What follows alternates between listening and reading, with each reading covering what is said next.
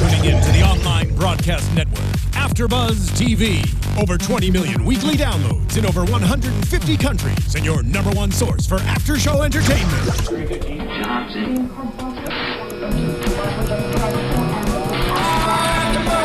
AfterBuzz TV, the destination for TV superfans, producing after shows for over 300 of your favorite TV shows, interviewing celebrities and showrunners, and bringing you behind-the-scenes exclusives. All thanks to E! Entertainment's Maria Menounos, producer Kevin Undergaro, and internet leader Akamai. Now, let the buzz begin! This morning. Hey. Say you love me again. Just wave your hands from side to side. Undo the What's up, everybody?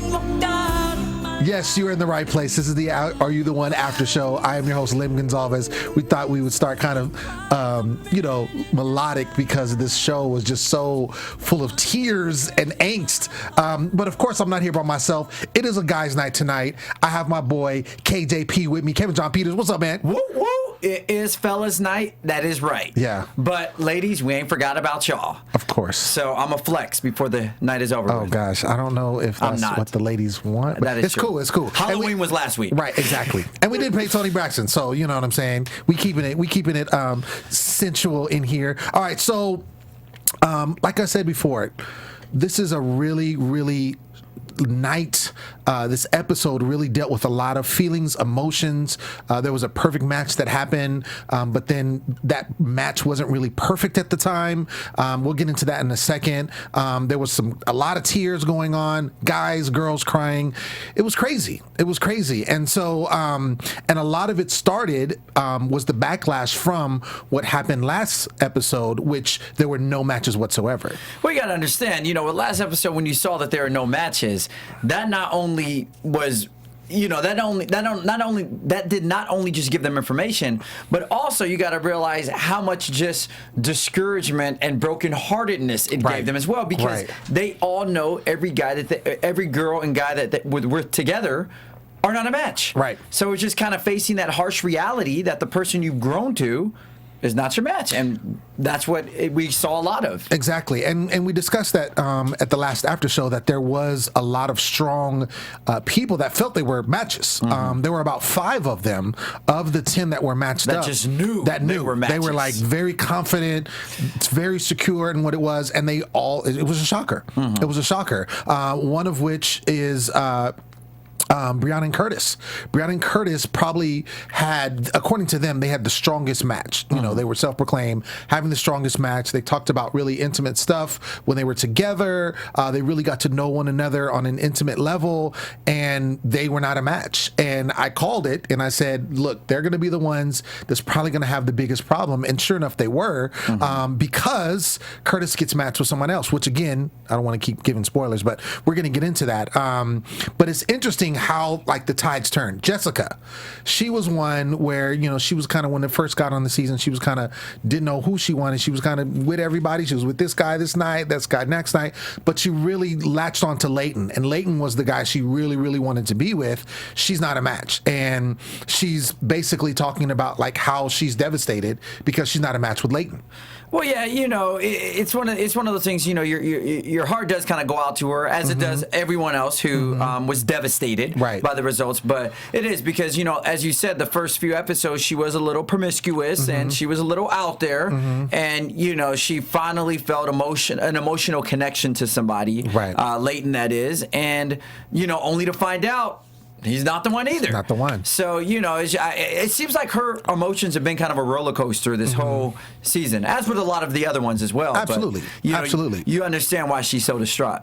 So, another thing she said, which was interesting, she said she does not care about the money, which we know the whole premise of this show, of course, is finding, your perfect match, but you also get to split $1 million. Yeah. So, for her to say, she doesn't care about the money. I think if I was part of the cast and going through this experience, that would trouble me, because she's basically saying, I want to be with Leighton. So I don't really care about the money. I want to be with who I want to be with. So my thing is, she wouldn't be trying to explore other avenues or explore other potential matches to try to get that money. Would you feel the same way? Absolutely. You know, the problem is, if she's going to put her objective at finding love and not winning the game, then, like you said, any means necessary, she's going to do what she has to do to get Leighton. Now, if that means sabotaging the game or sabotaging other couples or whatnot, she seems like she's the type of woman that when she's determined to do something, she's going to do it. Absolutely. So, yes, if I'm another person in that house, yeah, I'm going to be a little, you know, taken back by what she said, because, you know, at the end of the day, we should all be working together as a team to win this game. You just had one teammate saying, you know what, there's an I in this team, and I'm not a part of y'all. I'm about myself, and I'm going to find what's best for me. I can't play with that teammate. Right. Can't play with that teammate. I want to point to what Jenny said when she was on the show a couple of weeks ago, and she did say that it was very difficult. I think we're looking at an outside perspective, and we're like, okay, come on, just get the money, worry about, you know, who you love or who you know are really into after the show. But I think in the middle of this experience, I think it is easier said than done. You got somebody that you really care about. You feel like you've made a strong connection with. I personally still think, though, I think a lot of people are throwing the L word around like a lot really soon. They're saying, I love them, or I love this person, or I love him, I love her, and it's like literally been 5 weeks. And my thing is like, yes, you're sequestered in this area, you're around each other 24/7, so I can understand maybe speeding up the process when you're getting to know somebody, as what would happen in the normal life. But to say that you love somebody and you can't imagine being without them, I think it's so premature in a lot of these cases. And I wonder if it's really the game, if it's the situation that they're in, or these type of people just really get attached easily. Well, you know, whenever you have a co-ed environment like that, right, where they are isolated with each other, of course, it's inevitable. You know, connections are going to spark, whether they're physical connections, emotional connections. Right. It's bound to happen. Now, the problem is when those emotions start to take control over you, and you can't think for yourself, or you can't think in a logical manner. Right. And I think, and granted, some, you know, a lot of these people are young, and, you know, sometimes you don't know how to distinguish, you know, infatuation from love. Right. And I think there's a lot of infatuation on there, but I don't think there's a lot of love. Love is serious. Right. Love is patient. Love is kind. Love preach, stays brother. on my mind. Preach. Oh, but okay. I'm not the poet. That's Lim. Right, that's correct. So stay in your lane. All right. So let's get into the challenge that took place. There's always a challenge, and we kind of talked about this earlier. Normally, there's a kind of a crazy name, usually has some kind of sexual innuendo, and there was no name for this game. It was basically a tug of war, and it was an 8-way tug of war. So there was kind of a ring in the center, and it was a guy's turn to do the challenge. So they were all strapped on these, you know, ends of the circle, and there were treasure chests that were placed in front of them, and their goal was, there was 2 gold coins, big gold coins in the treasure chest, and they had to try to grab at least one of those gold coins. Whoever did it first was the first winner, second, you know, until it got to the top 3. So it's basically a battle of wills, because it was interesting to me, because I'm like, okay, we think tug of war, the biggest, the strongest guy is going to dominate. Absolutely. Not in this case. Leighton really disappointed me in a sense, because I'm thinking like, oh, he's got this. He's the biggest guy in the house. You know what I'm saying? He's probably the heaviest in the sense of, you know, weighs the most. He can get down. You know, he's pulling these little guys, you know, from him. No. He like didn't even get not one coin. I think he came close at the end during the last round, the last heat. But like he was too busy thinking about Jessica. Maybe. But the whole thing was, it was just interesting that he did not dominate like I thought he would. So, well, sometimes muscles can be deceiving. You know, sometimes it's the skinny people that have the most strength. Just saying, you know, don't sleep. Are you talking about yourself, Kevin? No, I'm talking about, you know, the people on, you know, that showed a lot more strength. Right. You know, internal strength. Right. Exactly. See? Okay. We'll go with that. So the winners ended up being Dario, Curtis, and Brandon. So they were the top 3. And Dario ended up picking Jenny. and Curtis picked Shelby, and Brandon picked Jasmine. So, and the thing is, of course, they're trying to reset everything. So, based on the last matchup ceremony, they basically had to start from scratch. So it was almost like starting like they just met each other.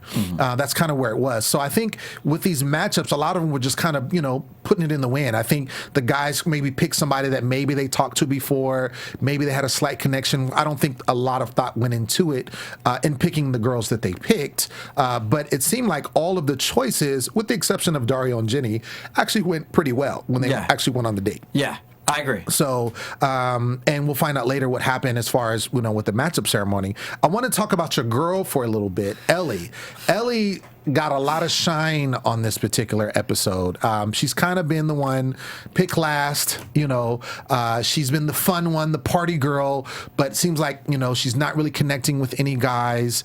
Guys aren't really connecting with her, but she's kind of had her heart set on Anthony for the last few weeks, it seems. And Anthony's kind of being player man. Like he's with this one, then he's like, oh, I'm gonna talk to this one, I'm gonna kiss this. You know what I'm saying? And she's like really the only person that she's focused on, and she ends up actually getting jealous in a period of time, well, multiple times in this episode, but the first time that I seen her got jealous in this particular episode was they kind of did a kissing game, I guess is what it would be called. They did some chanting. Like a spin the bottle to the second power. Yeah, something like that. And I think if you mess up or something, I don't know. I didn't really understand it. But I remember Christina goes over and she starts kissing kissing Anthony, and then of course Ellie's right there and she starts getting upset like right away, and then all of a sudden someone else, I can't remember who it was, started kissing him as well just because, and she's heated, she's mad, she's upset, and so they end up talking later, and she's just pouring herself out to him, and she's just saying how much she likes him, and all of these things, and Anthony really, I think he could care less. He actually calls her, which I think is the biggest diss ever. He says, "You're my second best friend." My second best friend. So she's not even his best friend. His best friend, I guess, was Dario, but he's his second best friend. So it's like, not only are you calling her a friend, so you have no romantic connection to her, you're not even the best friend. You're the second best friend. Kevin, like, what's going on? What's going on with your boy? First of all, what's going on? Let me go back to my girl, okay, Ellie. Let's go to your girl. Let's go to your girl. First of all, can I just say I am so excited and enthused to see Ellie on this show every week. And the reason I say that is because she just brings such a nice, she's like the comic relief of all this. You have this drama, this fight, even though she got a little dramatic this episode. Right. But I just love her personality. I love her accent. She always gets me with that accent, even though sometimes I don't understand the articulation. But the thing is this, and I kind of referenced this a few weeks ago. Ellie, and Anthony even said it, Ellie has a great personality. She's fun to be around. Maybe gets a little, intoxicated at times. But she, fun personality, fun girl to be around. But like Anthony said, she doesn't have the quote unquote, I forgot what he said verbatim, but the model good drop dead gorgeous look. He was like, yeah, I don't look at her and be like, oh, wow, or whatever exactly his terminology was. And, I think unfortunately that has been a little detriment to Ellie throughout this. I mean, I think Ellie is the bomb.com. But, a lot of the guys on this show are looking for that prototypical model type girl, and that's why I do believe that she gets overlooked sometimes. Now, in regards to her and Anthony, I think they were building a really good relationship. I think they were building a really good rapport connection, shall I say.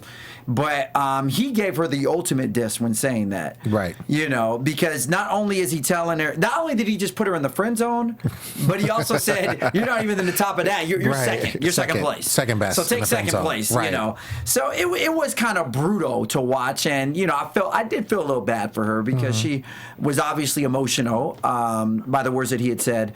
But, she...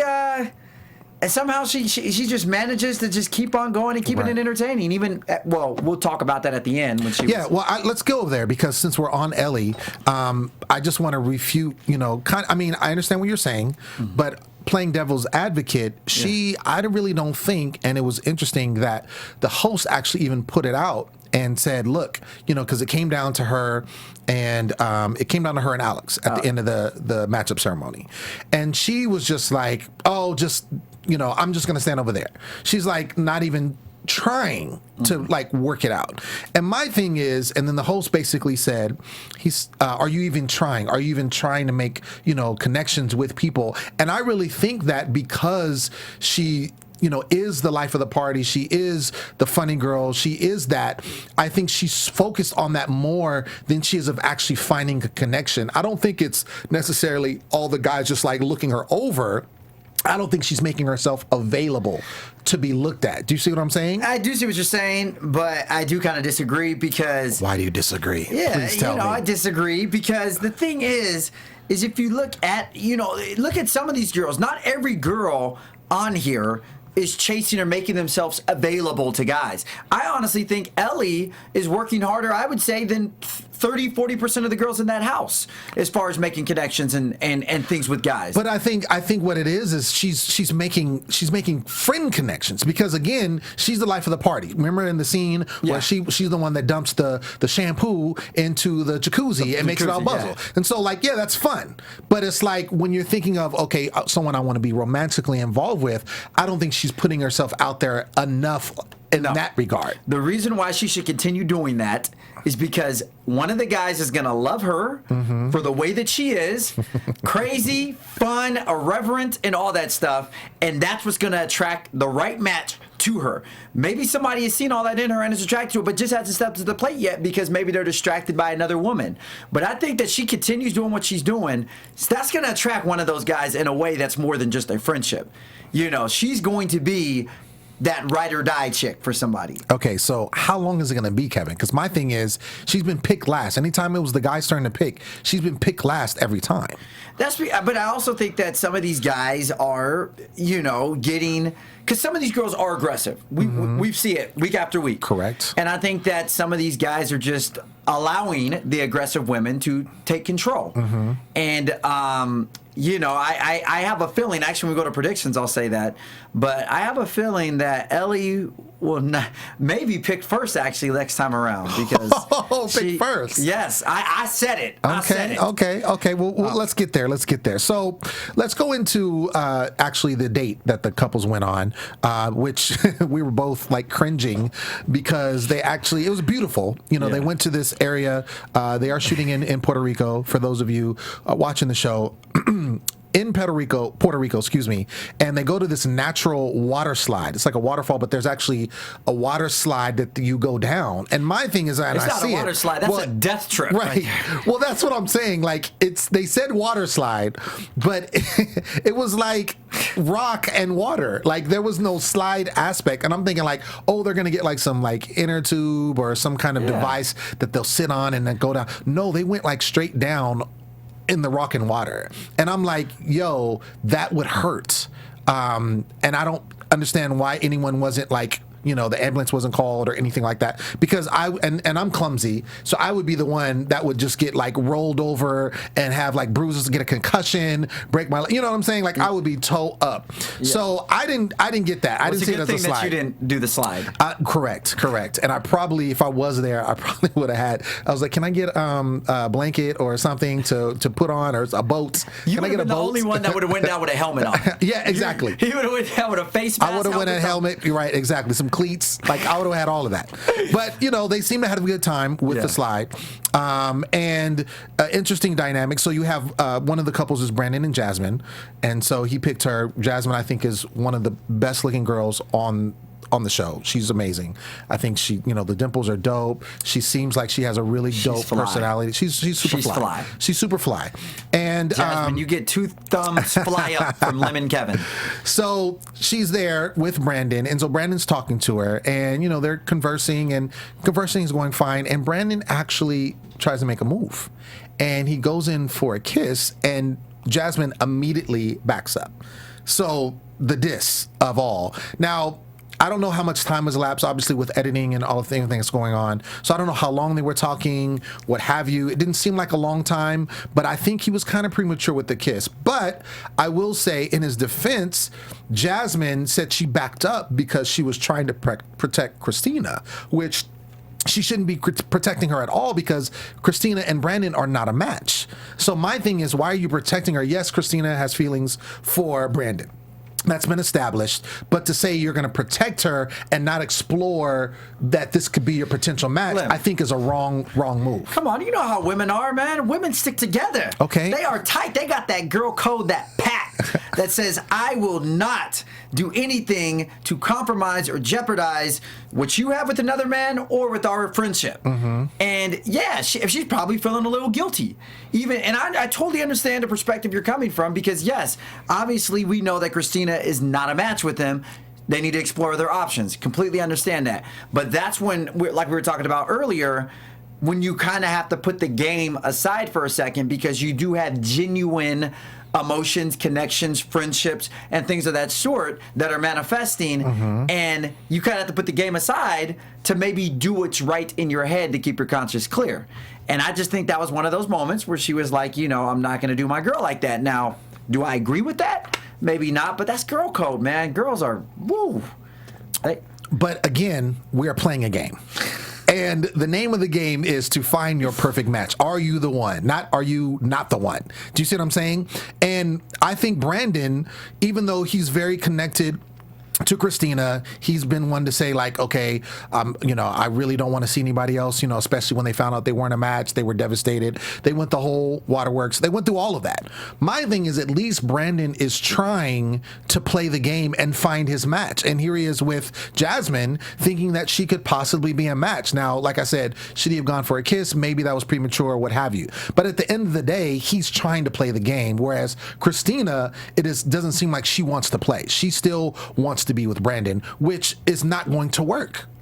It's going to affect everyone. But Lim, you got to look, Christina, Jessica, all these girls that are emotionally attached to their men. It is difficult for you the next day just to be like, all right, even if it's for a game, even if there's a grand prize, man, you know what? You cannot put no consolation prize or money on that of finding true love. I totally agree with you. I'm 100% in agreement. What I'm saying is I want both. I want true love and I want the money. So what I'm saying is if I make a connection, if I make a connection with someone, now they're on the island, the maximum that they're there, let's just say is 10 weeks because it sounds like the matchup ceremony is every week, right? So let's agree to that. And the maximum it can be is 10. That's all they're giving them. So if they don't get it in 10, that's it. What I'm saying is... honestly... What? And this is coming from someone that used to be on reality TV. It's actually even shorter than that. Okay. It's shorter than 10. So, but let's just say it's 10 weeks for the sake of argument, okay? It's probably sooner, or probably shorter, but let's just say it's 10 weeks. Let's use 10 weeks. 10 weeks. 10 weeks is 2.5 months, right? Yeah. So let's say I decide that I've met somebody that I really, really like. I'm really in touch with, this girl is it for me. And she feels the same way about me. But we find out we're not a match. What I'm going to do is I'm like, okay, we feel this for each other. Let's table those feelings for 2 months. Let's play this game, get this money, and then let's reconnect. It's 2 months. You see what I'm saying? That's like saying if you go away, let's say, you have those soldiers that go away to war, and they're gone for months at a time, and they have a wife and child at home. That wife and child holds it down until when that soldier comes back. There's no, he has to go away for that time frame. What I'm saying is this is 2 months that they would have to wait to explore their love if they really feel like they're connected. When that soldier's going away, he's not going away to explore his love. With other people. Well, that's true. That is he's true. He's going to serve his country and bring money home for the household. Right, but listen to what the analogy I'm trying to I know. The analogy I'm trying to put out is that yes, they have to play the game. But the thing is, because you find your perfect match doesn't mean you have to be in love with that person. You just have to find who is compatible with you, match up with them, and get that money. Do you understand what I'm saying? Let me ask you a question. Me and you, we're pretty good friends. Yes. I wouldn't say we're best friends because obviously we don't hang out on the regular, but we're tight. Yes. if me and you were both on the show and there was a girl, and I was crazy about her, she was crazy about me, we hung out every week, loved one another. Loved one another. Right. Okay. And then we found out through a match ceremony that we were not the perfect match. And she came on to you. Would you be thinking about me the whole time? Like, well, Kevin, that's my... Or would you be like, you know what? Screw Kevin. I'm going to do what I have to do for this money. I'm going to play the game. What I'm saying is, if she is with you... These hoes stay loyal. Listen, I'm going to play the game. If she is really in love with you, then I'm going to respect that and be like, okay, you're in love with Kevin. Cool. If we're a perfect match, let's match up, and then after we get this money, you can go with Kevin, and you can go to Acapulco, or you can go wherever you want to go with Kevin, because now you have $50,000, $100,000 between the two of you. Do you see what I'm saying? All I'm saying is put it in perspective. That's all I'm saying. This is a game, and we really want to think about it. A lot of times, and you see how these shows work. Once it's over, all that love and all that passion that was there, it's gone, because now they're in their own environments. They're outside of that bubble, they're across the country from each other, and it most of the time doesn't work out. So what I'm saying is, don't get so wrapped up in yourself. Think about the whole picture. That's all I'm saying. That is true. And first of all, Lim, I would never trust my wife around you. Second of all, okay, if there's an incentive, only if there's an incentive, right? And wife is different. We're not talking wives. I'm just playing with you. Okay, man. You're one of the most loyal, integrous guys that I know. Thank you. And integrous is not even a word. I just made it up for you.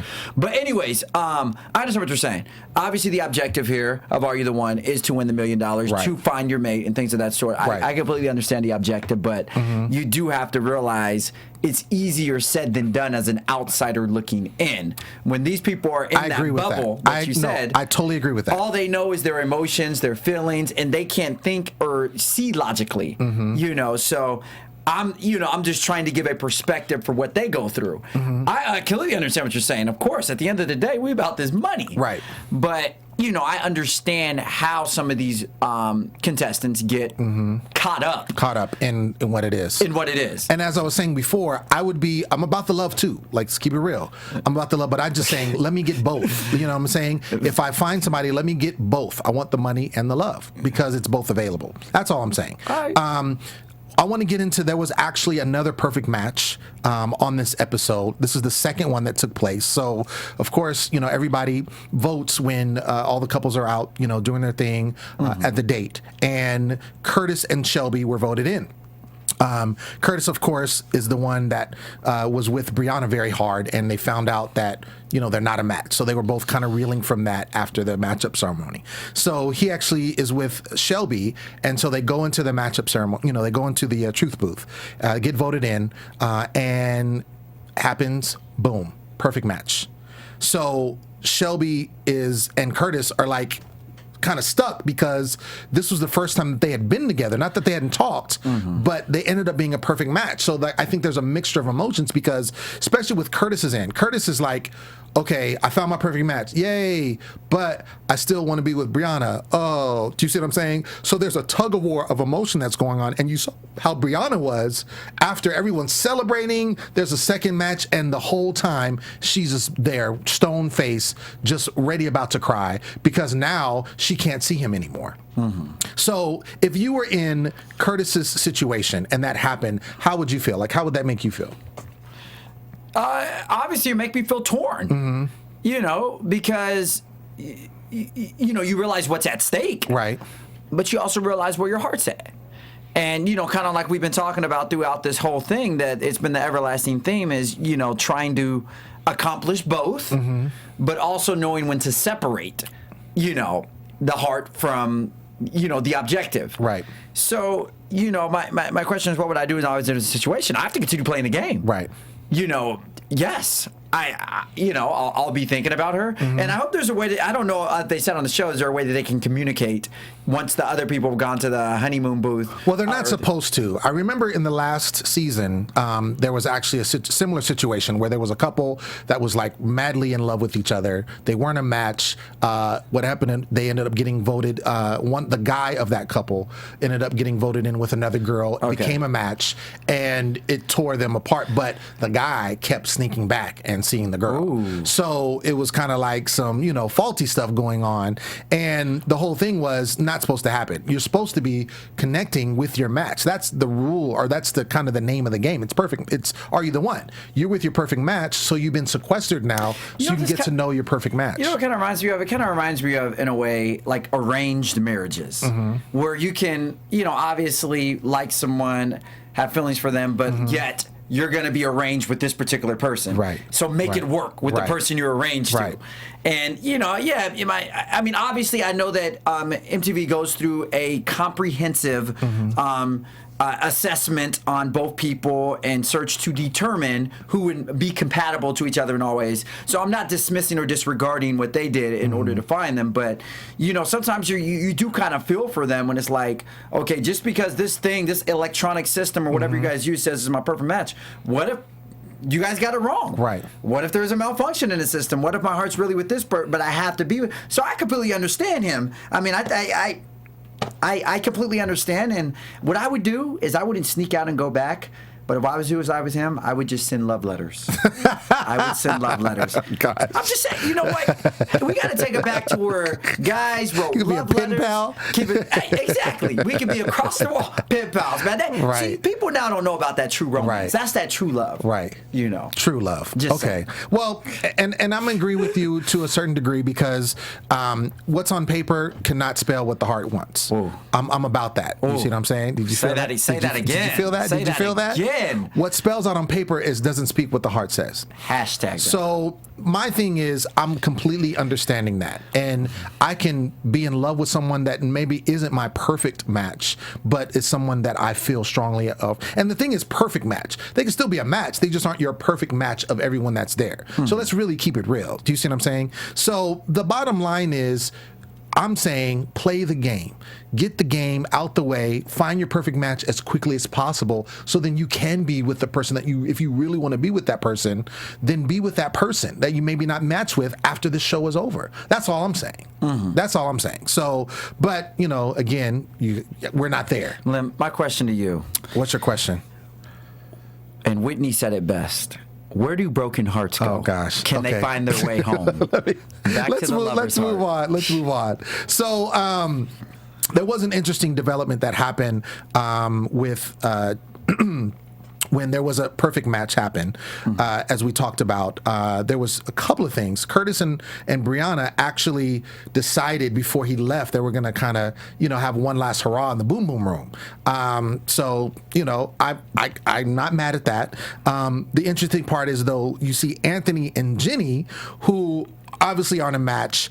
They've been kind of fooling around, and they go into the boom boom room, which is crazy. And I'm like, what are you guys doing? Like, I can understand with Curtis and Brianna, he's got to leave. He still feels for her. But what's Anthony and Jenny doing? Maybe the boom boom was infectious, and it got hold of them. I don't know. But I thought that was an interesting development, especially regarding Anthony and Jenny, because, again, it just shows my point. Like, yes, you like these people, you like this person, you want to hang out with them and be with them, but play the game, and then do that afterwards. You got your whole life to live after the game is over. I'm just thinking about poor Ellie when Anthony and Jenny were in there, Right. How did she feel about that going on? Oh, well, she obviously didn't like it if she knew what was going on because, she's all about Anthony. So let's get into the matchup ceremony. Yeah. The matchup ceremony, it's the guy's turn, this particular one. And so it starts off actually with Anthony, interestingly enough. I know. And Great segue. so, right. And he actually picks Ashley. So does not pick, of course, Ellie, which I didn't think he would pick at all. Brandon picks Jasmine, and I thought this was interesting. People actually start hating on Brandon, basically saying that he's just kind of picking random girls, he's going out with random girls, and kind of just he's not playing the game right. And it was actually Curtis who kind of stepped up and said, look, I found my perfect match after the first date. So what are you doing? What's wrong with you? And he was kind of just going hard. And it wasn't just him. It was other people that were there that were just kind of going in on him. Do you think that was fair to go in on Brandon like that? Absolutely not going. That wasn't fair at all. First of all, we all know how hard as hell it is to find love. Better yet, a compatible match. Right. Now, yeah, some people will be able to find it immediately. So, I mean, it's just a tricks of the trade. I mean, sometimes you're lucky or sometimes you don't, you know? But I don't think it justified their reaction to Brandon. Right. You know? I can see if Brandon was just like, you know, screwing off or just, you know, had no, had no enthusiasm whatsoever to play or anything. Exactly. But he does seem, at least, I mean, maybe, yeah, if he's making a little, you know, his rationale for finding a woman, just going through various ones, maybe there's a more constructed way he can do it. But at the end of the day, I wouldn't come down hard on him. I think he's doing the best he can. And I really thought it was, you know, that saying, the pot calling the kettle black. I think Leighton, actually, he was also one speaking up and had some words to say about Brandon. And he was the one that was, you know, messing with old girl. And after they weren't a match, they were still kind of fooling around. Let me recap. They were the ones that found out they weren't a match at the last ceremony. Jessica was, of course, devastated. But the thing is, with Leighton, he kind of played that whole card with some of the other girls. In the house. So my thing is, for him to say, oh yeah, you're going about this all wrong, he actually did the same thing. So I just thought it was kind of on Leighton's part, like he really didn't have anything to say. So, and truth be told, no one has a real good strategy. Like, all of these people are not really playing a good strategy on this game. They're kind of going how they feel, and I feel like no one really has anything to say as long as someone is pursuing a match. Well, Lim, at the end of the day, you cannot be strategic when finding love. You know, that's something that has to happen organically. Even with finding a match playing this game, I think that's something that has to happen. I mean, yeah, you should have maybe I don't want to use the word game plan because that seems so structured, but you should have an idea maybe on what you're doing, but it's really hard to say, you know, figure out a strategy or a blueprint for how we're going to make this happen because, you know, it should happen naturally. Right. So, I mean, I understand what you're saying, but I think it would be difficult to execute that in the situation. I think so, too. I agree with that. So, Garland picks Tyler, who we haven't really seen connect yet, but I think that has the potential to be a good match. John picks Jenny. Leighton goes with Brianna, Alex, Christina, and then Nathan and Jessica. So then Dario's left, and he has Alex, who has really had no screen time whatsoever. I was like, who's that again? That's exactly. I was like, she's on the show? I was like, did they replace somebody? Because I literally have not seen anything about her. I was like, has she even spoken? Right. Yeah, she's got no camera time. So it's Dario, Alex, and then of course Ellie.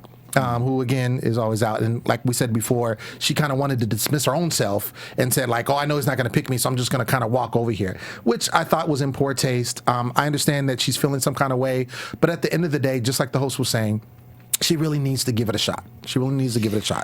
So Dario does pick Alex, which I mean, it's obvious. It's obvious. Yeah. And so the matchup ceremony happens. There's already 2 confirmed matches, so they get to start with 2. So I'm thinking they might get a couple. I'm thinking they might get 2 or 3. That's what I'm thinking. And they literally got 1 more match. Like 1 more. So my thing is, they really aren't playing this game well. And all I can compare it to is to last season. And last season, I feel like they had a better game plan because at the same stage in the game, they had more matches under their belt. And I feel like they're backpedaling. Like they had 2, then it was 3, and then it was like 0, and then like now it's 3 again with 2 that they already knew about. So really, they only found one additional match. So I think that they really, like, just my opinion, I think they really need to hone in, get some kind of strategy going, or basically have some talks and kind of get to know each other better. Like maybe, I don't know if they can set up something to kind of fill, you know, people who have likes and dislikes or something to that degree, because I feel like it's at the halfway mark. This is the 5th matchup ceremony, and they have 3 confirmed matches. They have to have 10 in 5 more tries. And so I think it's going to be very difficult to get there the way they're going. What do you think? Well, I think that's how we were just talking about, where a strategic plan or something comes into play, which I still don't agree with. But, you know, I guess this late in the game, you gotta do more than pull bunnies out of a hat. You know, you have to try to really figure out who's there. And you know, maybe people like Alex, who haven't been on camera, maybe they're just sitting back observing. Maybe they're actually playing the game. Just because they're not doing it vocally doesn't mean that they're not still very much in it. So, I'm sure people have ideas, and we'll see what unravels over the next few weeks. But, somebody's got to step it up. And somebody please pick Ellie. That's an awesome woman right there. That is an awesome girl. Good old country girl. Before we get into predictions, I want to make one more point, and this is where I really felt bad. I really felt bad for Shelby. And the reason why I felt bad for Shelby is she was a victim of basically getting matched up with someone that she really hadn't had a chance to build a connection with. She got, Curtis picked her. They ended up being a perfect match out the gate. So now what has to happen is they have to go, and be sequestered into the honeymoon suite. Well, the issue is Curtis is still feeling for Brianna, and his heart is with Brianna, obviously, to the point where she's literally standing there by herself, and he's like kissing Brianna and crying and telling her, not wanting to go. And it's like she's stuck in the middle because what can she do? She can't do anything. She has to go with him, knowing his heart is with someone else. Same thing happened last season, and I just really feel bad because I feel like she's being cheated to some degree. Not to say that, he could turn it around, Curtis could turn it around, kind of get to know her while they're together and maybe develop something, but it sounds like right now she's all about he's all about Brianna. All about Brianna, and Shelby's just kind of going to get the cold shoulder and really not to enjoy the rest of the house. I mean, so I really feel bad for her. Well, like you said, Lim, are you here to, fall in love or here to win the money? True. If Shelby has her eye on the prize, then at the end I mean, she's good to go. She's good to go in that regard. But it still sucks, Exactly, because the whole thing is, you want to find your perfect match, but hopefully you want to find somebody that you have a romantic connection. And it feels like she's being, because if he wasn't all for Brianna, then they could develop something because they would be on the same playing field, but they're not. So, that being said, let's get into predictions. Let's do that. Let's do it. Oh. And I guess predictions. Your AfterBuzz TV predictions. I know it's not Steven today. It's a prediction of a bomb. It was like, blow up. All right, so predictions. Mr. Kevin John Peters, I want you to predict what's going to happen with your girl Ellie. Since you love her so much, I want you to just predict about her. What do you think is going to happen with her? This is a very optimistic prediction. Okay. But I do believe that there is somebody there that's had their eye on Ellie since day one. I'm just saying. I love you coming up with this stuff. Has had their eye on Ellie, and critiquing, assessing, evaluating her behavior from day one, and absolutely loves it. Okay. I do believe that there's been a lot of distractions and other things that may have detoured this guy off of his initial route. But I do know that somebody has their eye on Ellie, and I think that will start to come through fruition next week. Okay. I'm not going to say who the guy is because I don't know, but I know he's out there. I know he's out there. That's all I'm saying. Okay. That's all I'm saying, Ellie. Okay. And who else? Yeah. Okay, we'll just stick with Ellie. Okay, so for me, I think that there's going to be definitely some connection, I think, with Brandon and Jasmine. I think, they were, even though she kind of dissed him on the kiss thing, but I think that they had some good chemistry, and they even said that, they were kind of talking and had a lot of things in common. So I think that there's going to be something to develop there, which, I think there's still going to be drama with that, especially with Christina still being in the house.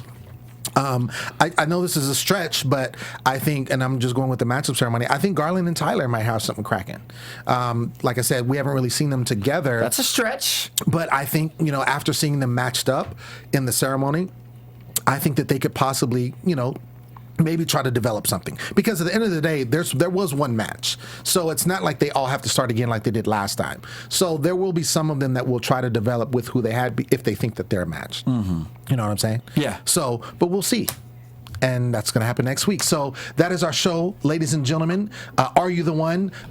So excited about what's going on. You have to keep tuning in. Make sure that you go to iTunes. You can download our podcast for free on iTunes. You can also rate us, give us 5 stars, because we like the number 5. And that's the most you can get. And that's what we like to get. I am your host, Lim Gonsalves. You can find me on Facebook, Instagram, and Twitter. And that's at The Poet Saint. At The Poet Saint. Kevin John Peters, where can they find you, my man? You can find me here at AfterBuzz TV me every Tuesday night at 6, recapping Are You the One? And when I'm not here, you can find me on Twitter and Instagram at HeyKevinJohn. Speaking of Twitter, big ups to some of the contestants from Are You the One that have been tweeting me and interacting with me. Jenny, big ups to you because you do favorite a lot of my tweets, and I love you for that. Word. Thank you, guys. We'll see you next week. From executive producers Maria Menounos, Kevin Undergaro, Phil Svitek, and the entire AfterBuzz TV staff, we would like to thank you for listening to the AfterBuzz TV network. To watch or listen to other after shows and post comments or questions, be sure to visit AfterBuzzTV.com. I'm Sir Richard Wentworth, and this has been a presentation of AfterBuzz TV. Buzz you later. The views expressed herein are those of the hosts only and do not necessarily reflect the views of AfterBuzz TV or its owners or principals.